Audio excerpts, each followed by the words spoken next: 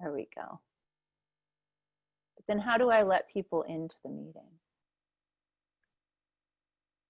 Ah, here they come. Okay. So I'll just wait a second as people are coming in.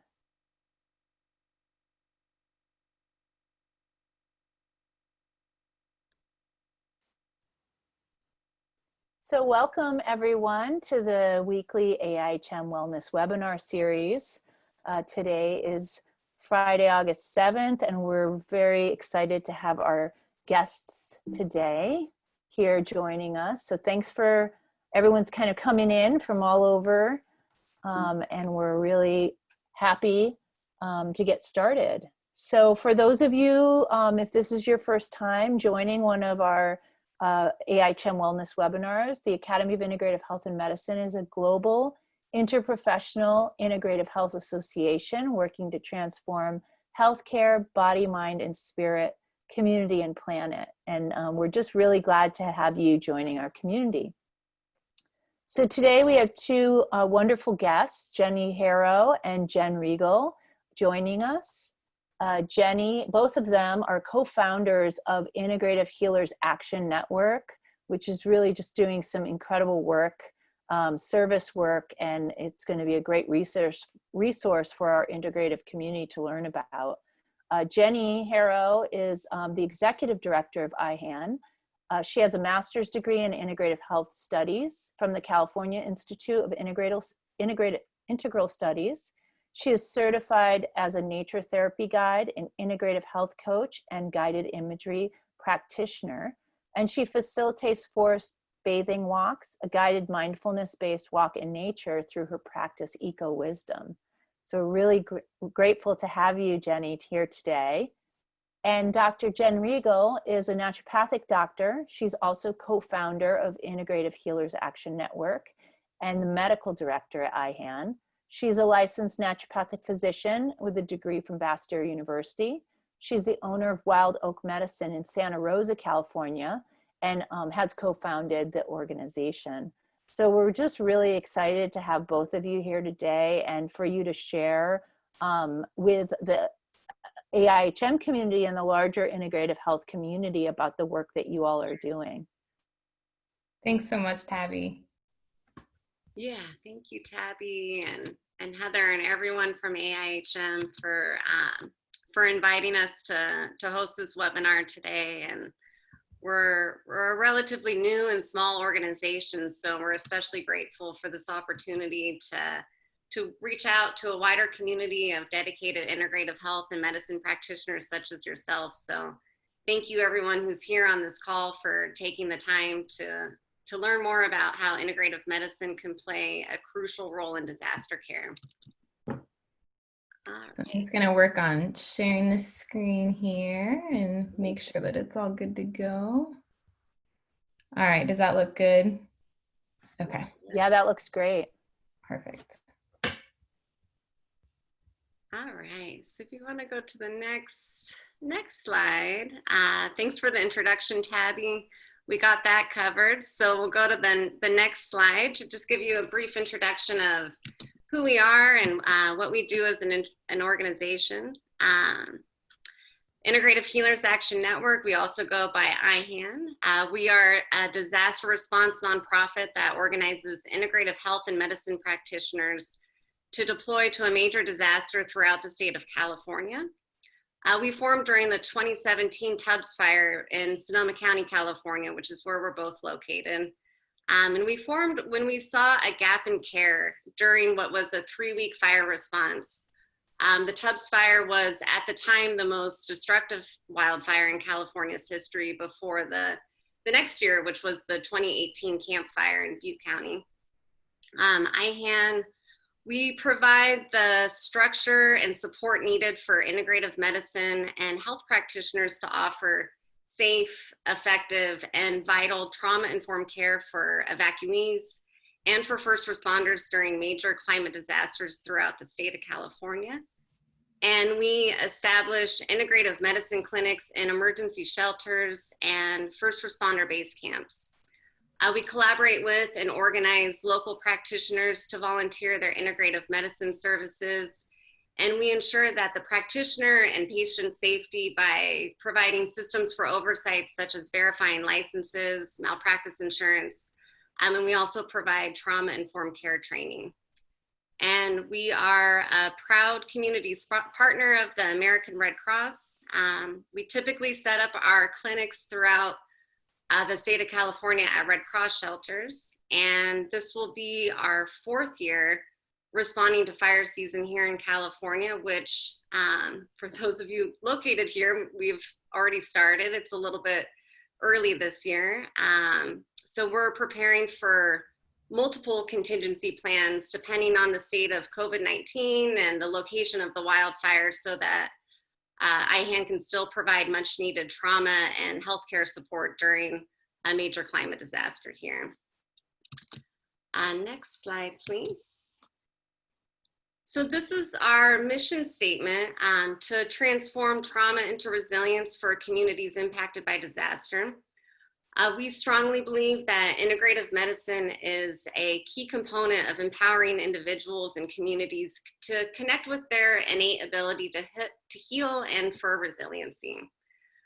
This is especially needed right now as we are navigating 3 major national and global challenges with COVID-19, increasing number of disasters from climate change, and then all the racial violence that's happening in our country and around the world. Next slide, please. So this gives you kind of a perspective of what our present and future looks like right now in the context of climate change and the role that healthcare and integrative health plays in it. You know, the last 3 years have been historic in billion-dollar-plus climate-related disasters. This is in the United States and around the globe. And this is the highest on record. This has been unprecedented to see not only the frequency of climate disasters that are increasing, but the severity as well. And while this is happening, simultaneously, we're seeing a rising shortage of physicians as demand is outgrowing supply. We've seen this firsthand in the shelters, that the populations that are typically in the shelter especially for multiple days, they are often from more traditionally underserved communities. So this makes the likelihood of complex trauma much higher. And overall, what we're seeing is that there is a gap in care. You know, not only are we seeing that there's a shortage of physicians, but the necessity for providers to have an integrative approach is crucial. When a major disaster happens, it impacts all aspects of a person, the mind, the body, and spirit. We saw this during our first response in 2017, that conventional mental and physical health care don't always meet people where they are at, especially during a time of acute trauma and crisis. For example, what we saw here in Sonoma County is that, you know, people were forced to evacuate in the middle of the night. They had sometimes 10, 15 minutes to collect their loved ones and belongings and flee for their lives. And so when we met them in the shelters, you know, we're seeing them in that state of shock, of that fight, flight, or freeze state. And people are often not always ready to talk about their experience. And so integrative health providers really provide unique tools and resources to help people get back into their body and feel safe and more oriented, so they can navigate the next steps for managing what's happened in their community. Next slide, please. So we like this diagram because it outlines why an integrative approach to disaster medicine is absolutely crucial. You know, the physical impacts of climate disaster on health, such as smoke or burns, they have a direct link to mental health, as does when you lose your home, or, you know, experiencing the great loss of what's happening in your community overall. It's all connected. And so it's time for disaster medicine to respond to the whole person and take into account that trauma, grief, and loss can impact mental, emotional, as well as physical and spiritual health and well-being. Next slide. So we get the question a lot, but what can I do as an integrative health professional? And that seems more apparent to some people than others based on their profession. But we want to kind of bring you through what we've seen be really helpful and a little bit of an overview in the shelters. So currently, this is what our framework looks like at IHAN and the different practitioner types that we currently carry and hold. This is actually changing a little bit right now and broadening a little to try and include different modalities that we haven't used before, more like community modalities like sound healing and things like that during COVID-19. And that's relatively new because we are looking for ways that we can help impact people's health that don't have to involve touch or can be socially distanced in a way. So this is what we've worked with in the past. And so each of these practitioners are working in an area that is one space together where we're knowing who's there and understanding what they do so that we can inter-refer to each other when that's appropriate. And it tends to work out as a really great flow. And what we most often see is that people usually come first looking for body work. Massage therapy is most certainly the top thing that is requested. And I think part of that is familiarity and comfort. And then a lot of times people, once they've had some body work of one kind or another, are more available for opening in other ways. Some of our NDs, our integrative medicine doctors, will provide treatments for the lungs during fires, for example, work with pain, with homeopathy or acupuncture or chiropractic. And, because we get the question so much about what can I do, I like to, really you can do whatever is safe in the environment that we're in under the scope of your license and practice. But I like to give people some idea of what we've seen be helpful and useful in the clinic. And so physical medicines of all kinds, DOs that do physical manipulation, chiropractors, naturopathic doctors, all types of practitioners that do any type of physical medicine is usually one of the biggest things that we have requests for. Acupuncture and oriental medicine, there's some bit of diet and lifestyle that we can do, although as we talk about the trauma-informed care pieces, we want to be careful about how we set people up, because the people that we're seeing are staying in the shelter and then they don't know exactly where they'll be. And there's a lot of uncertainty that is present in their lives.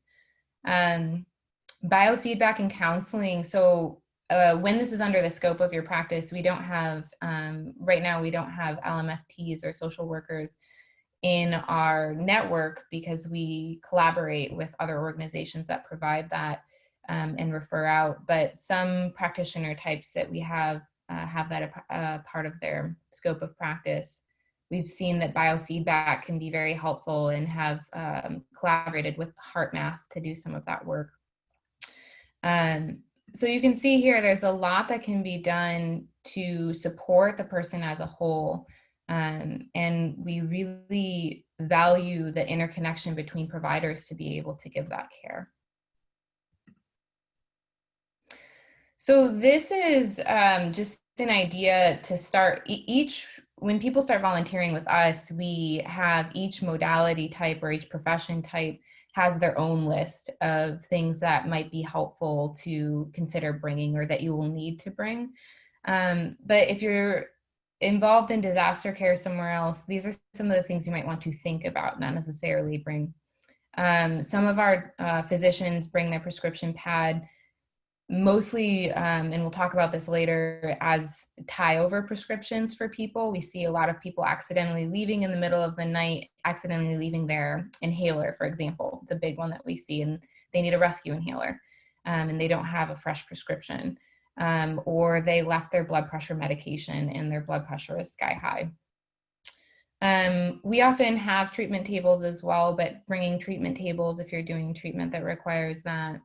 a mask and of the appropriate type. Now we have to think about different types of masks too with the pandemic, and the conditions sometimes during a fire, for example, or even long time post-flood if you're concerned about mold. Gloves, we often have those too. Consent forms, and we'll touch on this later, but it's important to think about also making sure you're protected as a provider, and that your malpractice is aware of where you are practicing and that they have everything that they need to protect you. We often have supplement and herb donations and are always grateful for those because those can be very helpful for people as they're navigating insomnia. People are packed, not so much during COVID now, and I have a little slide to talk about that, but people are packed tightly, sometimes 300 to 500 people in a single space. And the mats are, the cots are about 3 feet apart. And so you've got 5 people snoring around you and up and moving, and sleep can be very difficult or pain is exacerbated. Needles and sharps for acupuncture, water, although that's often provided, but we always like to come prepared with food and water for us, and anything else you need for your particular treatment. So this is a conversation that we have been staying in close contact with the American Red Cross about how they're going to shift things during COVID. Basically, those large shelters will be, last resort, and moving more into a model of using hotels and more private, separate accommodations. So things are going to look different this year. There will be less people in one space. We need to bring in considerations as we do our work about making sure public health is taken care of and that we're not spreading, and we're doing our part to not expose both our providers and the population that's living there unnecessarily. Individual practice might be changed, as a naturopathic physician, looking at how I'm practicing and maybe shifting some of that. If I could choose A or B treatment options and B will work and it has less contact intimately with someone that could spread COVID, I'm going to choose A, or choose the one with less contact. And just making sure, this is a deep process that we're in right now, to consider collaboration with the organizational bodies that are taking care of COVID-19 concerns, as well as making sure that people are trained to understand how to take care of themselves.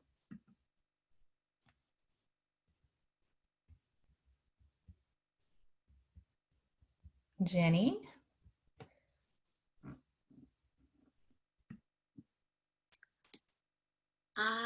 Yes.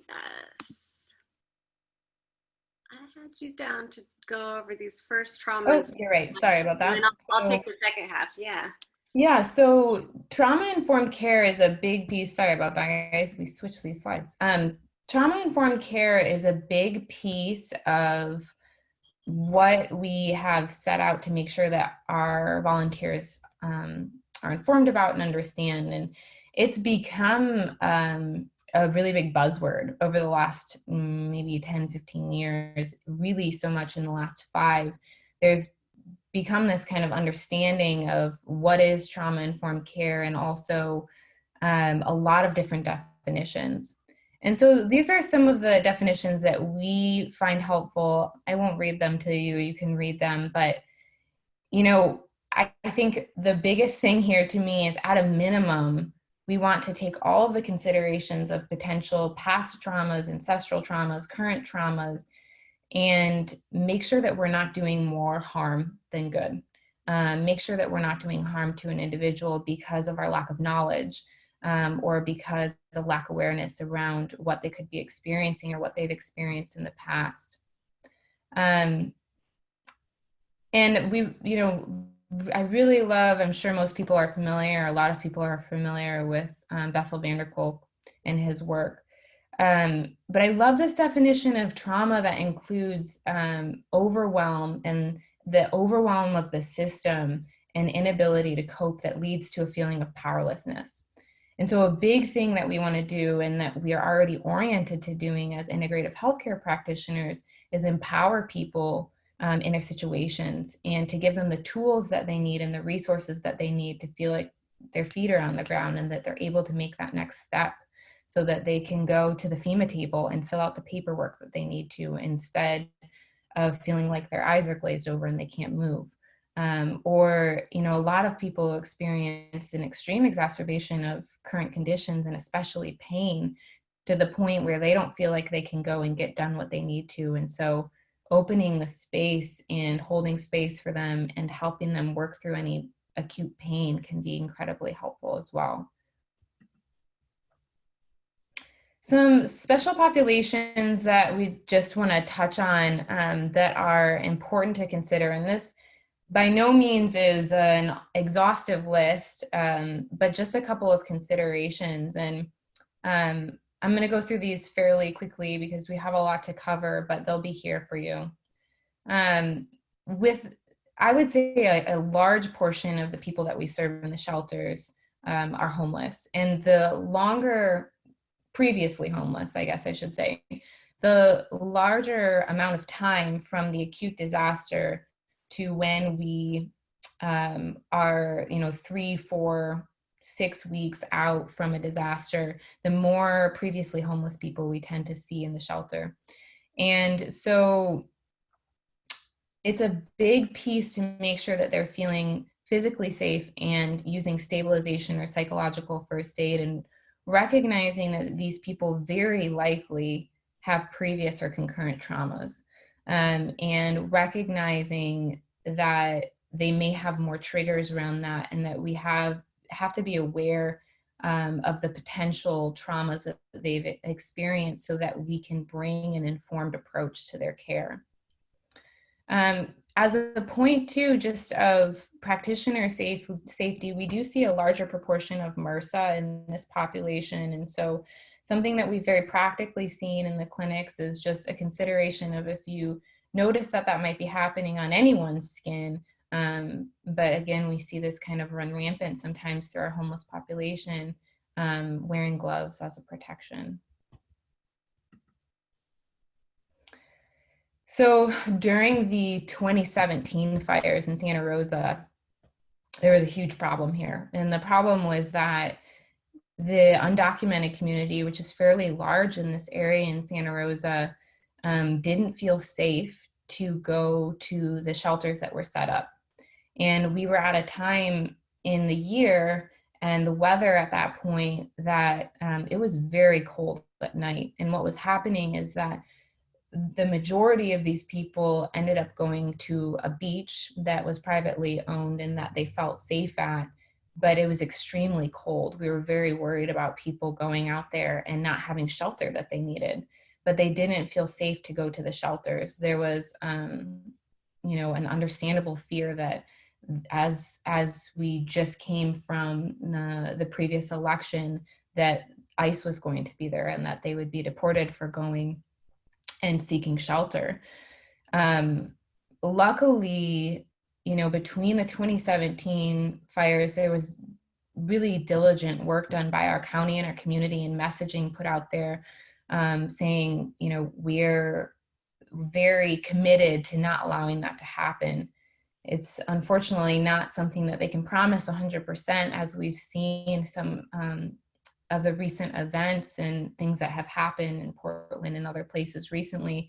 But it is something that our community is very committed to keeping that a safe space. But just understanding those pieces of being very cautious about what you ask someone, and not asking for information that you don't absolutely need. We don't ever ask people for their documentation status, and if they're US citizens. It's not information that we feel helps us so much and warrants them potentially having a feeling that they feel unsafe in that environment. And how it's brought up a big question for us about how do we help ensure in spaces that aren't ours that people are safe. And so we've had some conversation about that and just making sure that our policies and procedures are such that people are not exposed for not having U.S. documentation for citizenship.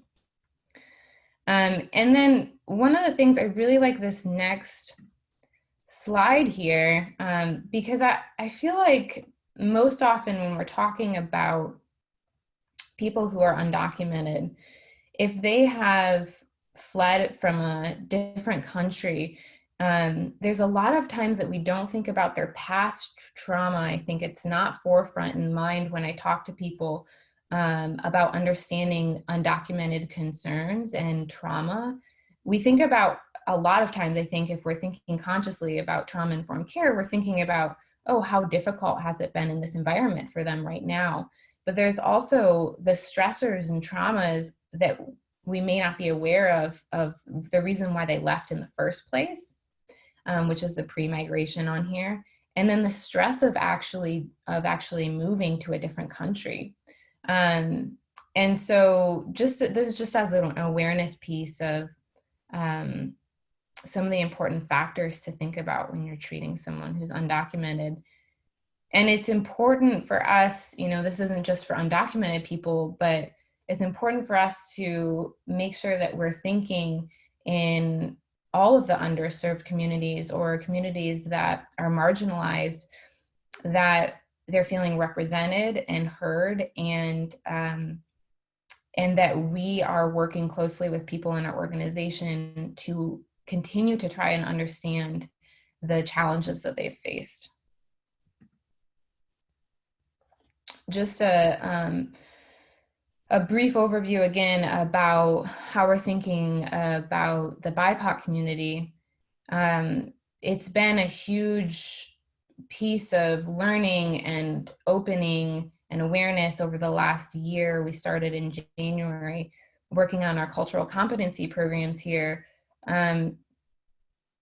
recognizing that integrative health and medicine in general has a smaller proportion of BIPOC community members, and thinking about how we are involved in continuing that disparity if we're not specifically thinking about it and reaching out and changing how we're approaching it. And so considerations of how the BIPOC community is marginalized and racialized in this countries, but all over the world really, or a lot of places in the world, and the ACEs that are experienced in a larger percentage in the minorities in this country. Important, just again, this is just an overview, important things to think about. A lot of times when we go into other communities and we try and have a response stem from a community, but when we go into other communities, it's very important to think about, why are you here and what is your intention, and if there's any piece of that savior mentality that honestly is passed, I think, without thinking a lot of times through white people, and comes out as we volunteer. And so wanting to just bring awareness to that, and it's part of the reason why I think it's so important for the response to come from community members themselves, if at all possible, so that we can avoid the piece of people coming in and being the savior and leaving. And I think that there's, of course, a much greater potential to have that cause trauma in people in the BIPOC community because of the ancestral trauma that is experienced. And so I think, thankfully, there's been a big opening and awakening of further education on this piece, that the individuals are educating themselves and that we're participating as organizations. I know I was listening in on and participating in a webinar that AIHM did to just bring the BIPOC community and integrative health and medicine together. So I'm grateful for those conversations to be happening. These are just some considerations. I want to make sure that we have enough time to cover everything. So things to think about. It's kind of funny. The first one on here, this is from a study, is talking about how you should reach out and shake someone's hand. It's a little more difficult right now. We're like elbow bumping during COVID, but just making sure that the way that you're interacting with someone is appropriate for their culture. And so one of the big things that we saw in regards to this is, I would say probably 80 or so % of the last several years of people that we've served in the shelters have been from the Latinx community. And they have a lot of times, not always, but sometimes, or a lot of times, the women in those cultures that we've experienced have had perhaps different ways of seeing the modesty that comes with, being exposed during massage and things like that. And also, we saw a large proportion of women wanting only women as a massage therapist or as a practitioner. And so that's just one little example of, trying to educate ourselves so that we can make sure that someone feels comfortable. And we can ask them ahead of time, is this okay with you? Or would you prefer a female practitioner? And that's just one example of that. Also very important to make sure, and anyone who's done work in places where you're not speaking the primary language of those people, to have a translator and someone that is available so that you can really accurately share information. We're at times prescribing, and we need to make sure that we know that they understand what we're saying and that we understand what they're experiencing. And so important to have a translator always if you don't speak the language very fluently.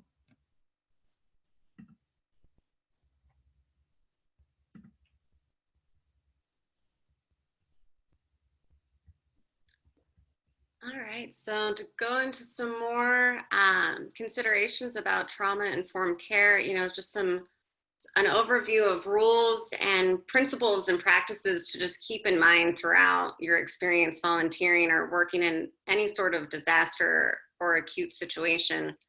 Just the importance of one, like orienting yourself and grounding yourself before delivering care. Often what we've seen is that when we're putting together a response, a lot of times our volunteers are coming from the community itself that has just experienced this major wildfire or other type of climate disaster. And so just making sure that like you're able to check in with yourself and say like, do I physically, emotionally, mentally feel stable and strong enough to go and tend to others? I mean, as providers and integrative health and medicine practitioners, we're all helpers. We're so oriented to like, let's help others first, but really to spend some time to ground yourself and check in with yourself before deploying. And when working with clients, to really remember just to go and to move slowly, speak slowly, don't make sudden moves or things like that. And then to ask for permission more than you're used to, and to keep the patient informed as you're doing different treatments with them. It's, with things like any sort of adjustments or massage or acupuncture or any other types of hands-on manipulation, to really let the client know, like, this is how I'm going to be touching you. Is this okay? Is it all right if I touch your back? To really verbalize everything that you're doing as much as possible, and to ask for consent. And then to treat the patient as if you may never see them again. We see this a lot at the shelters where people are in the state of flux, where they may be there for one night, or they may be there for 3 or 4 nights. And so oftentimes the patients that come to our clinics are people that we're able to see just once. And so keep that in mind as you're coming to give some sort of treatment.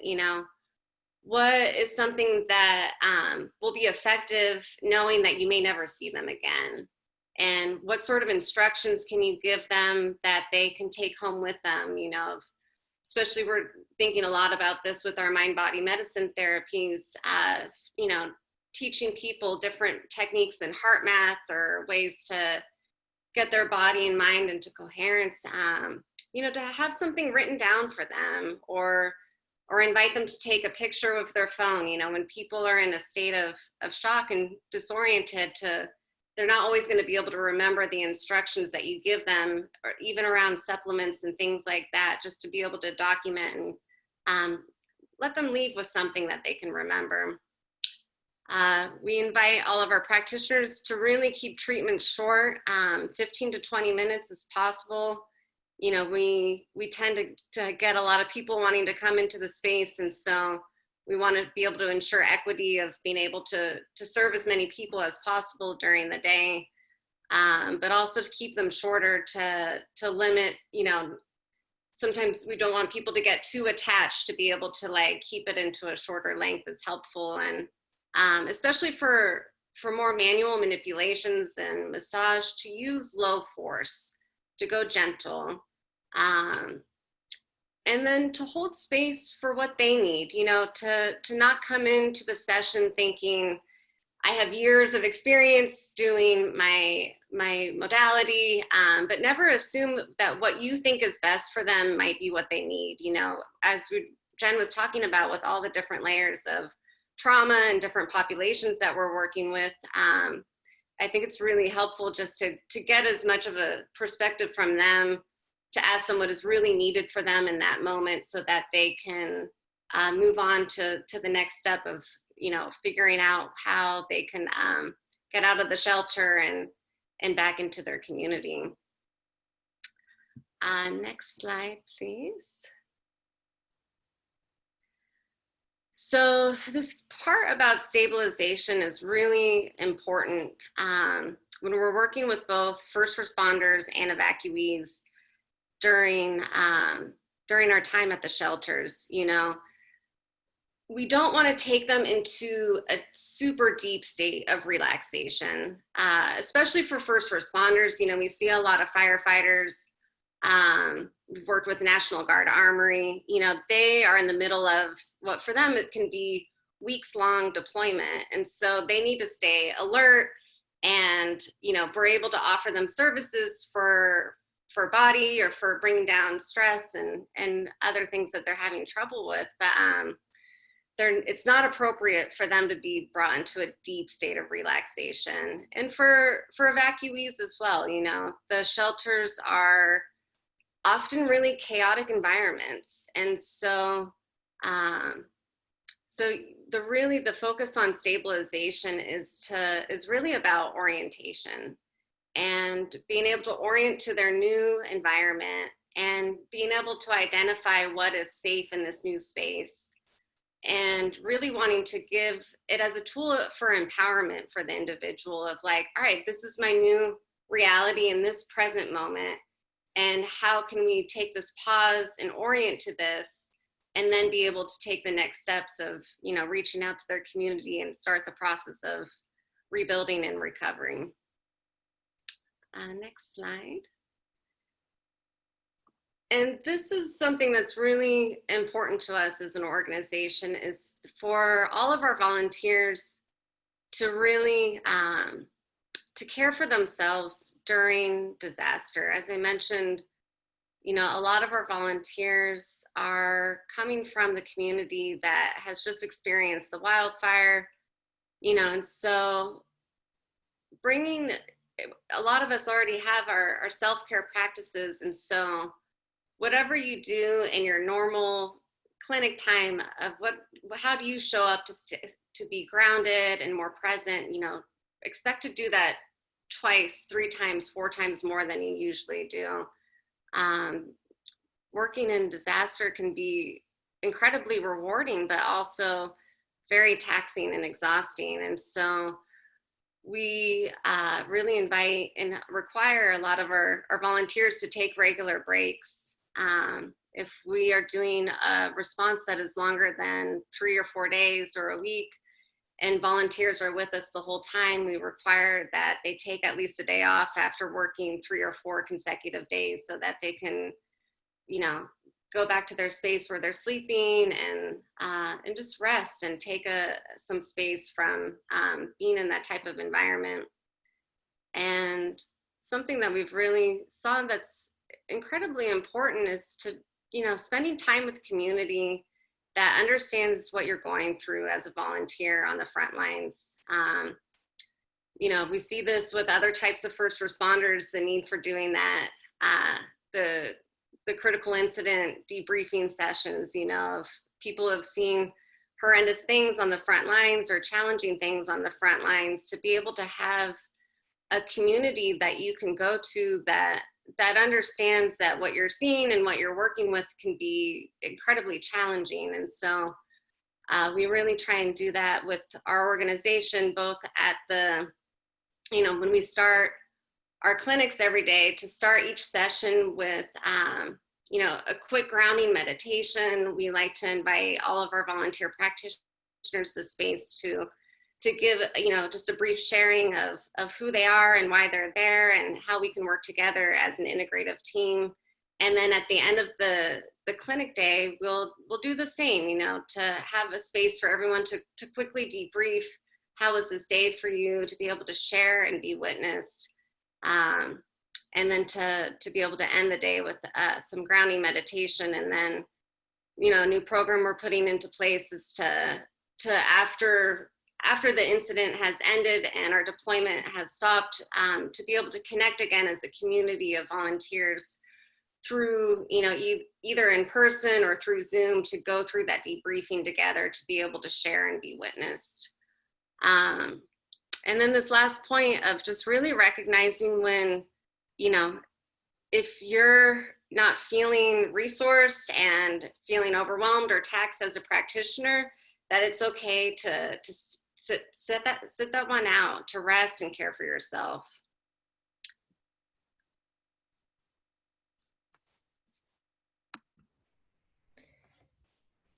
So one of the things that we like to talk about too is that piece is really important that Jenny is talking about. We're such, we tend to be such givers of healers and integrative medicine practitioners want to just give and give and give.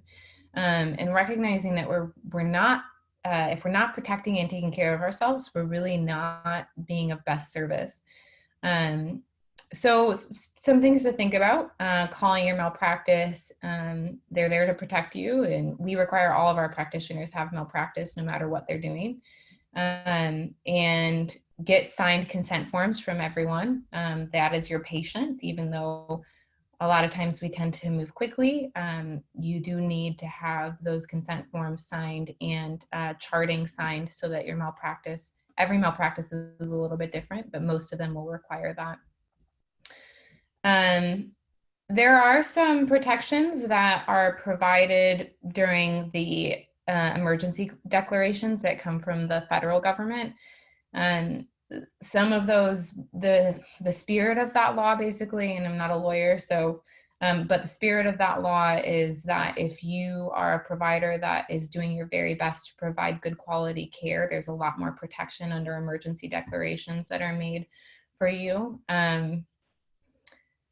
Making sure that you're not putting yourself in compromising situations. You shouldn't be volunteering alone, if at all possible, and making sure that people know where you're at. Though we have an overwhelmingly amazing community of people that we're serving, there can be a fair amount of desperation that comes from this, and understandably from disasters. And so making sure that you are taken care of and you're not put in a situation where that desperation from someone else meets what you have or where you're at. Always before you go to volunteer, make sure that your personal matters are taken care of so that you're able to be fully present, and that you're not leaving something that's very important. If you have to evacuate your home, you can volunteer later. Evacuate your home, take care of your family. If you have a really important date, it's your child's birthday the next day, consider just being present for that and then allowing yourself to volunteer after that. Wearing protective gear, and personally knowing your escape routes and where will you go if you need to leave from a disaster area. One of the things to consider is that during disaster, we very frequently it'll probably be different this year because there won't be so many people in one space, but we very frequently don't have cell phone coverage in places where there is a lot of cell phone coverage because so many people are trying to access that tower at once. And so thinking about things ahead of time as if you're going into a space where you won't have any of that contact, because a lot of times we don't have consistent contact. Thinking about treatment limitations, again, the reason I bring this up is that a lot of times when we get into disaster recovery mode and to volunteering mode, we just want to give everything we can, and we feel the urgency of everything around us, and stopping to recognize what the limitations on your scope of practice are and staying within that, not for just for you, but also for the safety of patients. It's one of the things I love about practicing disaster medicine in an integrative setting is that there's usually someone there that can meet that scope of practice, and you can just refer them and ask for that patient to be seen somewhere else if that's not something you do. You know, just a consideration is that the spaces are often very noisy, not private. That's just what we have to work with most of the time. Sometimes we get lucky and that's not the case, but something to think about when you're thinking about how deep to go with someone or what type of material to cover with someone if you're talking to them.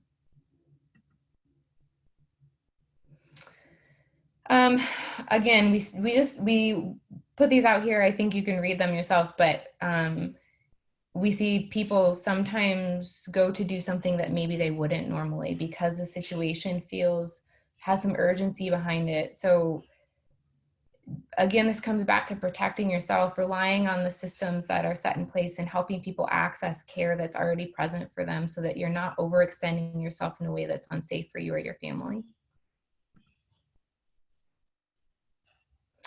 These are some of the things that we see as top considerations in the shelter. We've talked about some of these, you know, viral illness. We're now also looking at COVID-19, but viral illness also will just run rampant sometimes through a shelter because of all the shared facilities and how close everyone is. Big one during fires is asthma exacerbation as well. A lot of pain, a lot of insomnia that is either, you know, due to the experience that someone's had or also the conditions that are present while they're trying to sleep.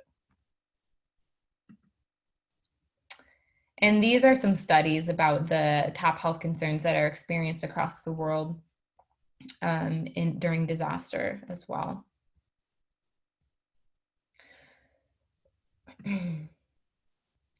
One of the points too, just real quick, that I wanted to make, and there's some cases about this that I'll share later around stabilization, is that a big piece of stabilization, instead of 100% wanting to clear or heal someone in that moment or have them have that experience, is that the nervous system is so ramped up during disasters that if you help someone to achieve that state of very deep relaxation, sometimes they don't swing out of it and they go into a state where they can't function anymore.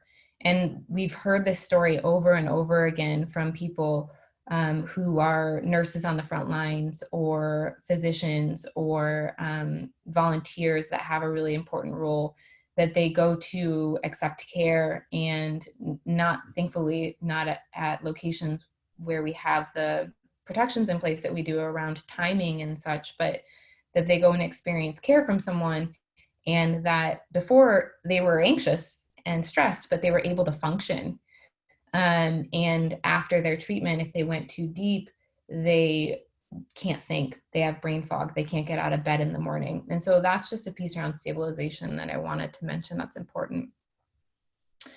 Some thoughts and considerations about potential pharmaceuticals that may need to be prescribed in disaster. You know, if you're not comfortable prescribing pharmaceuticals in disaster, that's totally understandable.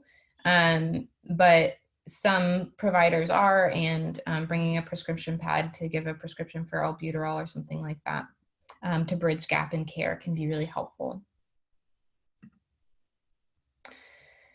I know we don't have a lot of time, but this is something really important, actually, that we like to be involved in as an organization, because we recognize that integrative medicine, our, practitioners of integrative medicine, or certain practitioners, are some of the only people that hold this space of what is the environmental health of people after the disaster is over. And so we do a lot of post-disaster environmental education and health. We work with a lot of the fire departments around here, providing that education, and would love to expand that, because there are so many qualified integrative medicine doctors and naturopathic doctors that can provide this education to communities and to first responders who are exposed to toxins during an event.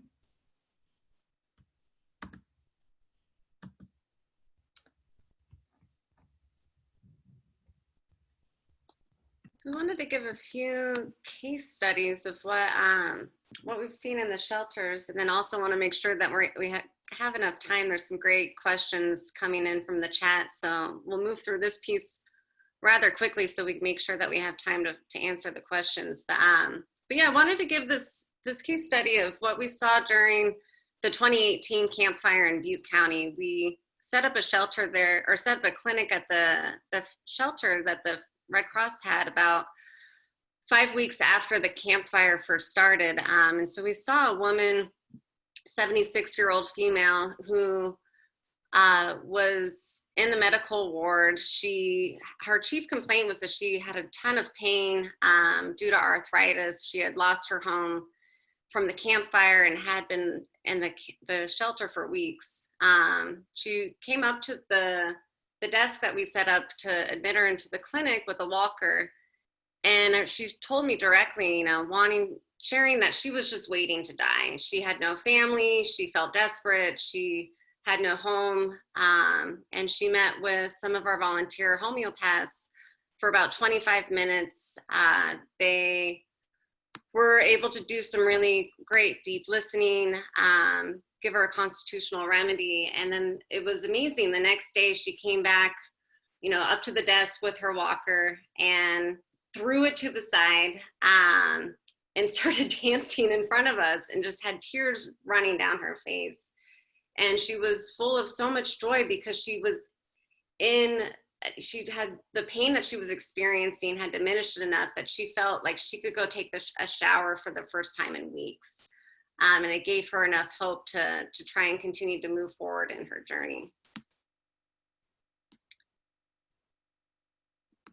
So one more, just brief, this is kind of a learning lesson for us. And there was in the 2017 fires, there was a CAL FIRE firefighter who came in. He actually came in for massage and was experiencing such difficulty with his lungs that the massage therapist sent him over to an ND.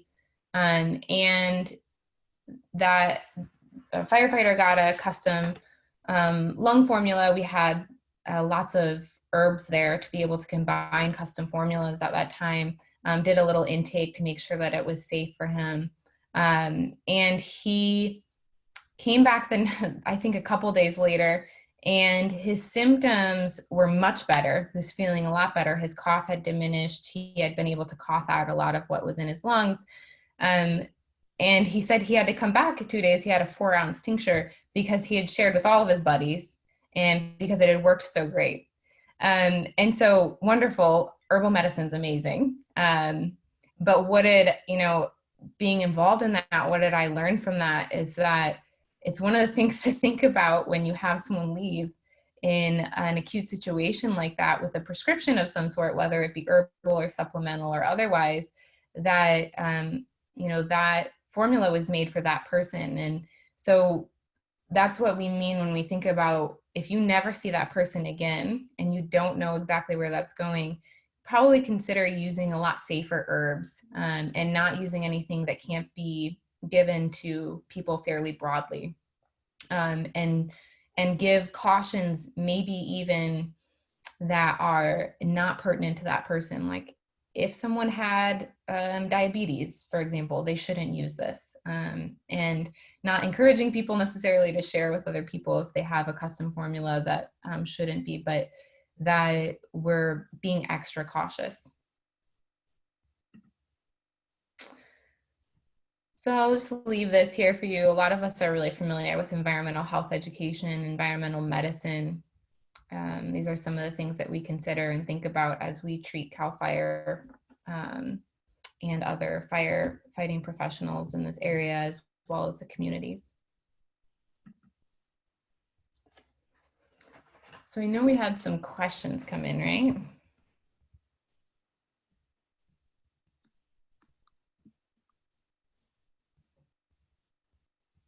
Yeah, this is Tabby. Why don't I read some of the questions for you both? And first, I just want to thank you both. This is just such a great presentation, and just for all the work that's being done. And I also have a couple questions for you as well. One, right now, like, how are you managing and coordinating requests for participation from healers? And are you finding that there are requests coming in from other, you know, you're in California and Northern California specifically, but what is the interest for this type of work in other places? And have you guys thought about that? Yeah, so let me advance here. This is how, our website is at the bottom here, and that's how people can sign up, and then they go through a verification process where we work on training them and we check malpractice insurance and background checks, etc. We've definitely had requests to become a national organization and have actually had conversations at a national level with the Red Cross about at some point doing that. But to be honest with you, there's some pieces that we feel as a young organization that we really want to make sure we have in place first. And a part of that is making sure that as we grow, and that would require a lot of growth from us, that we have things like our cultural competency advisory board in place, and that we're growing in a way that feels congruent with our values and our morals. And so we're very excited to at some point expand, and there has been a lot of interest for us to do that across the US, but trying to make sure that we do it in a good way. Great. Wonderful. So David DeBus asks, so far, wonderful presentation. This is the beginning, but he was asking a little bit more about attunement to religious or spiritual orientations. And can you elaborate on how you address that in your services? So clarifying attunement to making sure that we're being inclusive of others' spiritual orientation, or having spirituality as a part of our practice? I think it might be either of those. I'm not totally sure from the way the question was worded. Okay, Jenny, jump in here too at any point that you want, just clarifying the question. I think at integrative health and medicine in general, we have a large focus compared to conventional ways of treating people on spirituality. You know, in my personal medical practice, I definitely do, and in my personal life. And you know, it is something that we talk about with people in training too, of having an awareness of asking about spirituality. I think that that's a really important part of practice, to ask what someone identifies as their spirituality, and having an openness and a space to hold that as a practitioner. It is inherently, I think, something that comes up a lot during acute disaster. And so allowing space for that is really important. Because just like if you work with someone, if you work with populations that experience terminal diagnoses or have conditions that could be potentially life-threatening, just as in those situations, disasters like this really challenge what we believe. And so it's often up for people. You know, I've heard people say things like, why would God let this happen, if that's part of their belief, or that people are often in a space of trying to reorient to how this fits into their spiritual belief. And so I don't know if that answers the question. I do think it's it's something that we talk about a lot, and want to just make a comment that, we talk broadly about using meditation as an orienting practice when we come together as a group, but meditation in a sense that can be whatever is a part of your spiritual practice. That can be prayer, that can be sitting quietly and letting your mind settle. So want to have everyone feel really included in how their spiritual practice, and it's very important to us that our practitioners as well feel that they're accepted in their spiritual practices. Jenny, did I miss anything there? I think you got most of it. I was just going to add, in our community, we're a part of it's called the COAD. It's the Community Organizations After Disaster. It's also called the VOAD and across the state and the country, but we're a part of what's called the Emotional and Spiritual Committee. And so really tying together that behavioral health and spiritual leaders are coming together to provide support for our community. And so we are grateful to be able to collaborate with, faith leaders from all different types of faith from our community, and in providing resources and connecting and collaborating that way.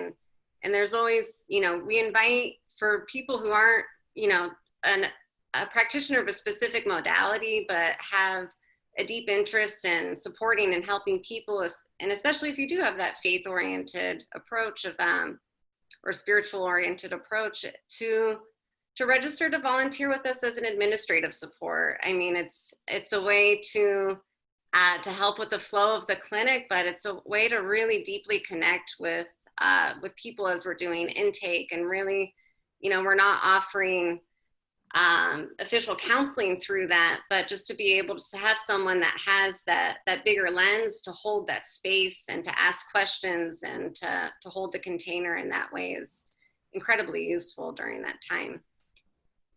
Wonderful. Well, we are out of time. We had a few more questions. So if you do have continued questions for Jen or Jenny, please just email us and we'll get them to them. I really want to just thank you again for this work that you're doing. It's really just so important, and it's really inspiring that it's happening within the integrative community, and just to see the level of support you're providing it is truly a blessing. So thanks again. I'm going to share my screen for a minute.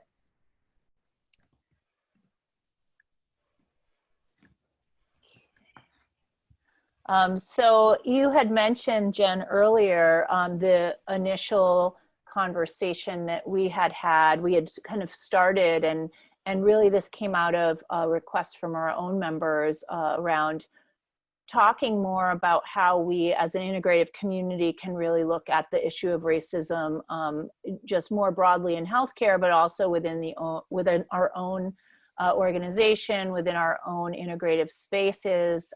And so we are really excited that the board and membership have started a task force, a Black, Indigenous, and People of Color task force, and they're holding the second of a series of conversations on August 13th from 5 to 6:30 p.m. And this is really an invitation to the broader integrative community that wants to continue looking at how we can address this. And I really wanted to thank you both for talking about how you're really also doing this within IHAN. And this is obviously going to take real commitment from all of us to move forward this type of work. But it was great to hear your work with that. And we invite you all to come and to share this as well as we continue to move forward with this work in our communities. Also, we wanted to invite everyone to our annual conference. It will be virtual this year, but we have right now an early bird pass. It's also going to be weaving through the conference and really looking at and having a variety of engaging interactive sessions around disparity and racism in our current environment with COVID and with all of the different topics that we'll have at the conference. So please consider coming. It's a very reasonable price point given all of our current situations just within our economy right now. So we're trying to make this available. There is CME, and we're trying to make it really available to people. We also have some scholarships for folks from under-resourced countries. So please consider continuing this conversation there as well. And then, like this Friday Wellness webinar, every week we start our week off with a Monday meditation and end our week with a wellness webinar. And these webinars are free for the whole integrative community and for anyone out there to just help us support each other through these times and share resources and bring our community together. If you're interested in our fellowship program, we're also starting our next cohort starts in October, and it's a great time to do an online program since lots of us are still stuck at home and just learning more about integrative health. So I invite you all to come and join us, stay connected with our larger integrative community, and we will see you all next week. Again, Jen Riegle and Jenny Harrow, thank you so much for the work you're doing with the Integrative Healing Network, and yeah, we'll see you all soon. Thank you so much. Thank you, AIHM, for your amazing continued support and for all the work that you're doing. And for those of you who missed out, you can visit our Facebook page. This was posted on Facebook Live, or you can go to our YouTube channel in the next day or two, and all of our webinars and meditations are, the videos are posted up there as well. So please feel free, those are free resources, to share them with your community. Have a great weekend, everyone.